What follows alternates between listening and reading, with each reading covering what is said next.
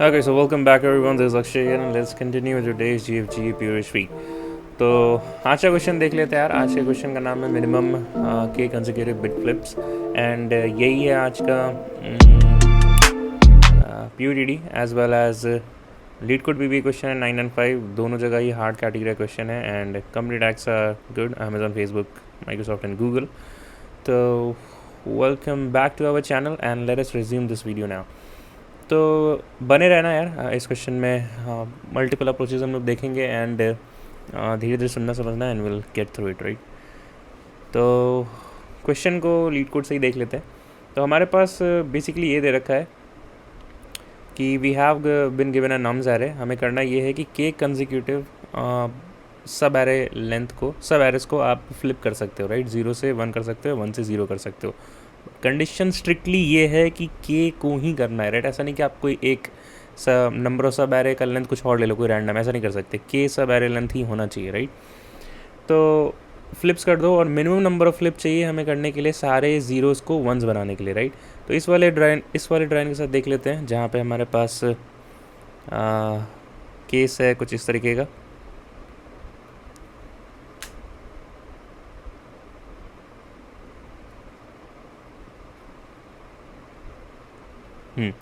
तो जहाँ पे हमारे पास गिवन है एलिमेंट्स एज 0 0 0 1 0 1 1 एंड 0 राइट.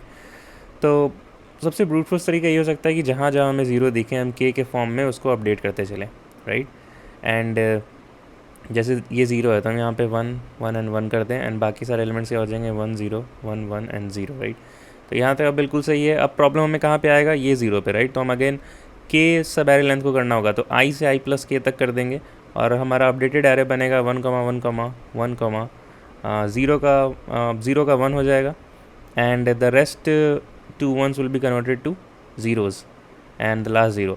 फिर अगेन हम इस पॉइंटर पे आएंगे, देंगे हमारे पास अगेन 0 है एंड के इक्वल्स टू 3 था हमारे पास. तो हम अगेन 3 के फॉर्म में that is current index plus 2 more basically current plus 2 मोर को हम फ्लिप कर देंगे. तो ये 1 एंड 1 एंड 1 हो जाए.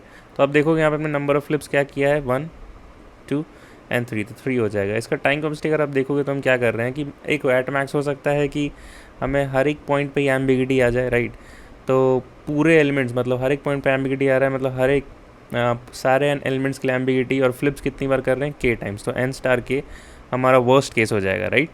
बट एक तो ये बात हो गई. दूसरा आपको ये चेक लगाना होगा कि देखो यहाँ पे जैसे हमने फ्लिप किया फॉर द लास्ट एम्बिगिटी और लेट्स से मतलब जो लास्ट के जो 3 एलिमेंट्स हैं उनके पहले एलिमेंट को फ्लिप किया तो ये दो लास्ट के जो k-1 एलिमेंट्स है वो कभी भी आप फ्लिप नहीं कर सकते हो राइट अनटिल एंड अनलेस उसके जस्ट पीछे वाले टर्म को आपने फ्लिप किया हो. तो लास्ट के k-1 को यहाँ पे एक लास्ट में चेक लगाना पड़ेगा एज अ स्टेप 3 कि अगर ये दोनों भी 1 नहीं है राइट तो फिर इम्पॉसिबल है करना right. And this would be the 3 steps. So let us code this first approach and then we can move ahead. तो अपन सबसे पहले एक int n is equals to array dot length लिख लेते हैं and then we have resultant जहाँ पे हम जितनी बार इसको फ्लिप करेंगे बेसिकली ये हमें रिटर्न करना होगा. तो रिटर्न रिजल्ट एंड बीच में हम क्या करेंगे कि for every ambiguity point for int i equals to 0 till i less than n i plus plus if array of i is equals to 0 then we need to perform the flip right. So and we need to perform the flip for I till I plus k elements. So j equals to I and j is less than I plus k and j plus plus right.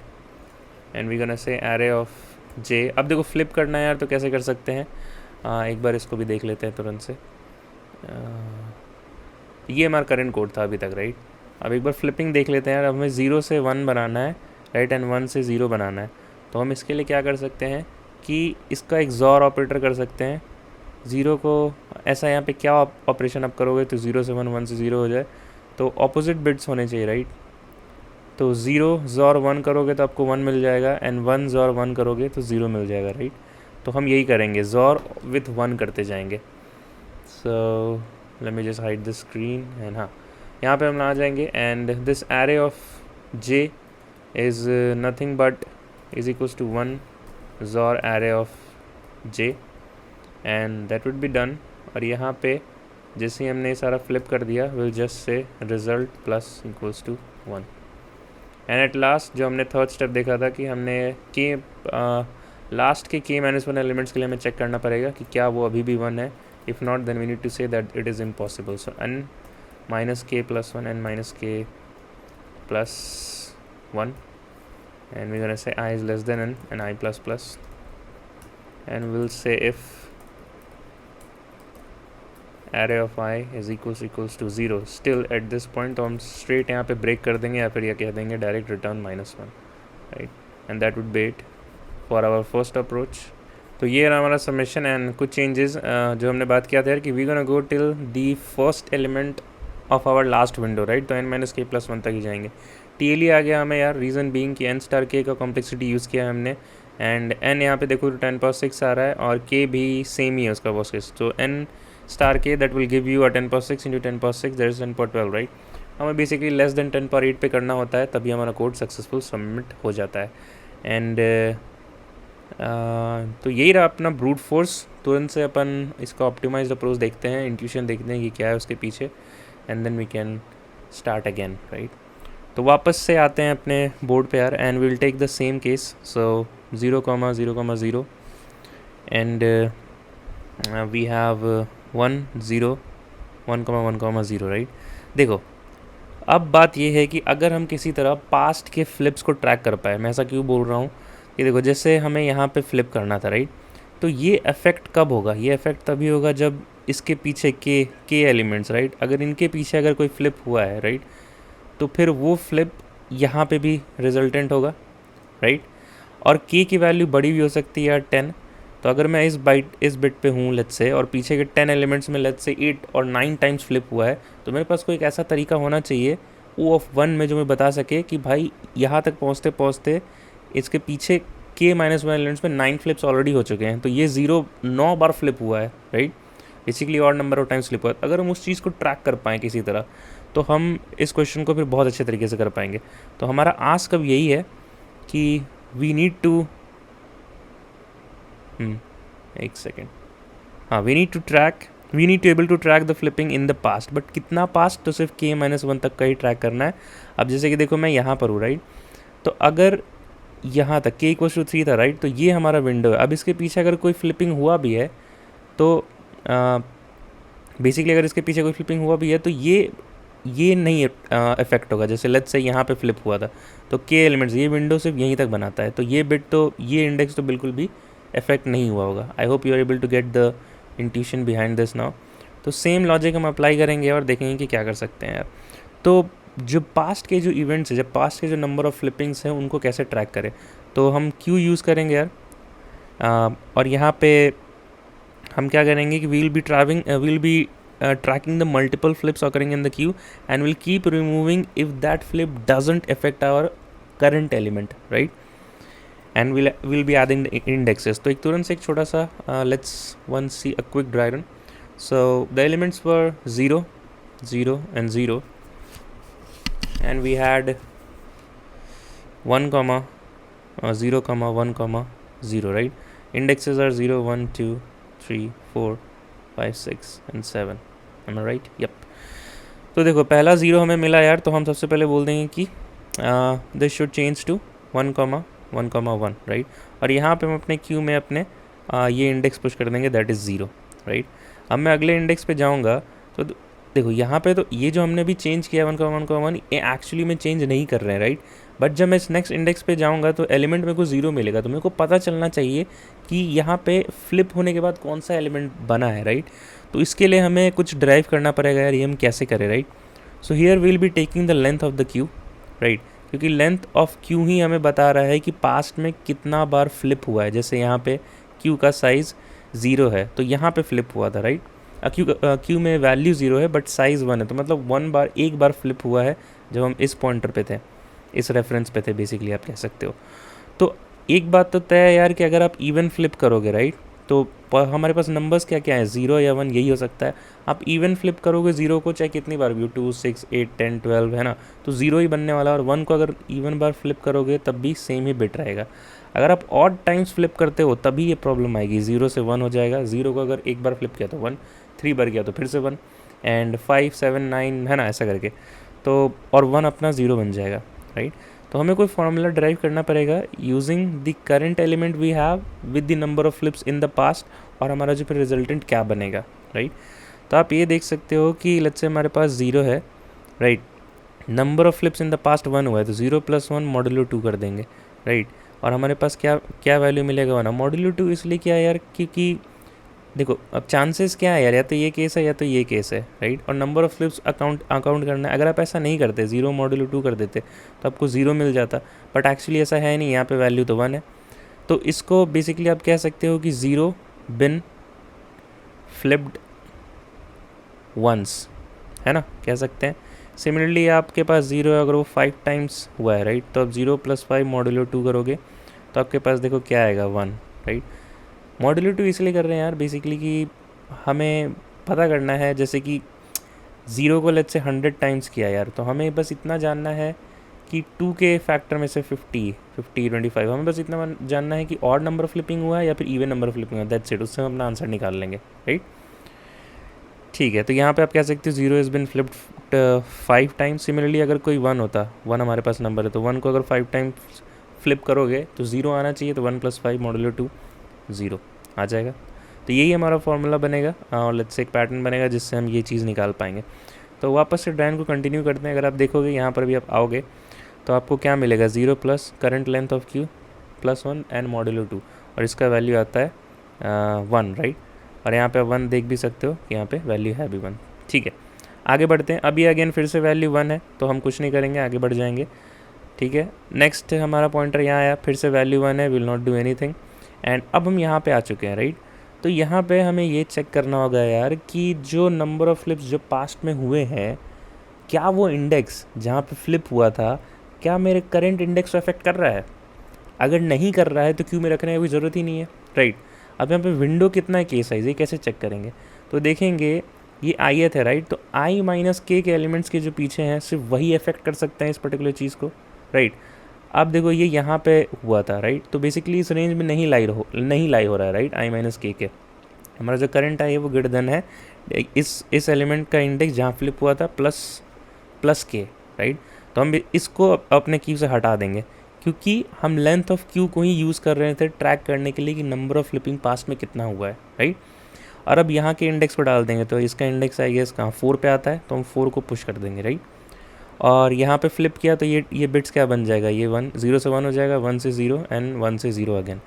यहाँ पे मैं इस point पे आया, अब मेरे को वापस से 0 वैल्यू मिला। अगेन कैसे मिला, मेरा करंट एलिमेंट है 1, अब फ्लिप कितनी बार हुआ है 1, क्योंकि क्यू का साइज़ 1 है, और इसको मॉड्यूलो 2 किया तो हमारे पास 0 आया, जो कि यहाँ पे ये वैल्यू प्रेजेंट है अभी, राइट। तो 0 आया तो हमें एक बार वापस से फ्लिप करना होगा, और हम क्या करेंगे कि इसके इंडेक्स को हम लोग क्यू में डालेंगे। अब पिछले इंडेक्स को हमें डिलीट करना है क्या, नहीं करना है। देखो यहाँ पे हम ये हैं, अब इसका जो पीछे का जो i - के एलिमेंट्स है वो ये विंडो फॉर्म करता है, और फ्लिपिंग जो है यहाँ पर हुई थी इस विंडो के अंदर, यहाँ पे 4th को तो हम नहीं निकालेंगे, राइट। 4,5 रहेगा। अब इसको फ्लिप आप करोगे तो एक्चुअली में एलिमेंट्स जो कन्वर्ट हो जाएंगे 1,1,1, राइट। एंड अगेन आप इस पे अब आओगे तो आप देखोगे वापस से एलिमेंट 1 ही है। कैसे यार, तो देखो करंट एलिमेंट क्या था हमारा 1 plus number of flippings in past 2 हुआ है अब, एंड मॉड्यूलो 2 आप करोगे तो 1 आता है, which is this number, right. Again फिर नेक्स्ट इंडेक्स पे आओगे तो 1 है, कोई प्रॉब्लम नहीं हुआ, and we will be completing our iterations for all the elements, correct है। तो जब हम फ्लिप कर रहे हैं एक रिजल्टेंट वेरिएबल बना के रखेंगे, उसको +=1 करते जाएंगे, राइट, और लास्ट में नंबर ऑफ फ्लिप्स रिटर्न कर देंगे। चलो ठीक है, वीडियो को यहीं पॉज करो and try to code this approach by yourself, and we will meet again in the video. तो मैं स्क्रीन को हटा देता हूँ and let us start the code now. तो मैं इसको भी क्लियर कर देता हूँ। तो हमें सबसे पहले क्यू चाहिए होगा यार, तो हम क्यू बना लेते हैं एंड थोड़ा सा मैक्सिमाइज भी कर लेते हैं विंडो को।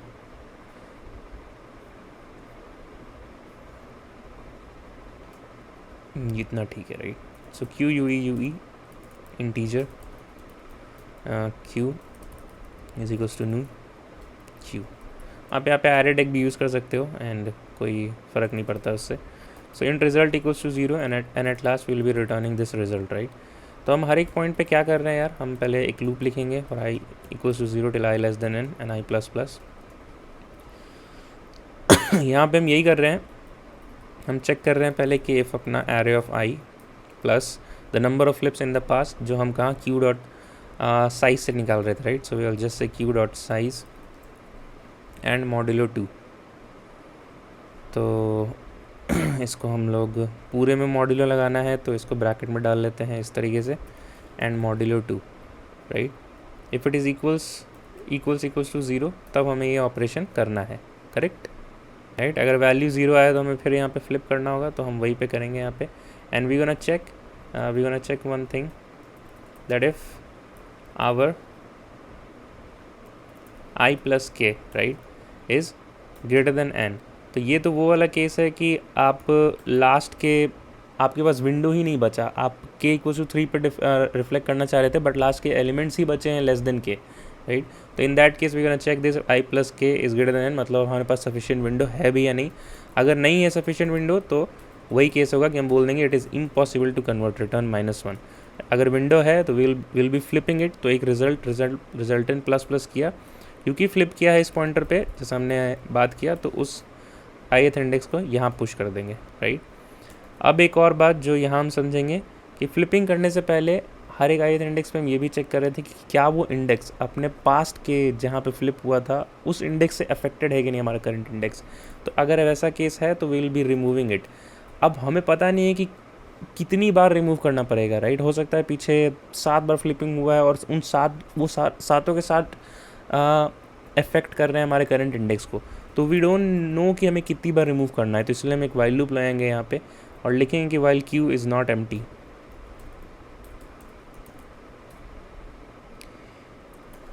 राइट। एंड हम कैसे चेक करेंगे, हम बस इतना चेक करेंगे कि हमारा जो करंट इंडेक्स है वो क्यू डॉट पीक जो जहाँ पे फ्लिप हुआ था प्लस के -1 क्या उस विंडो के बाहर लाई कर रहा है। अगर लाई कर रहा है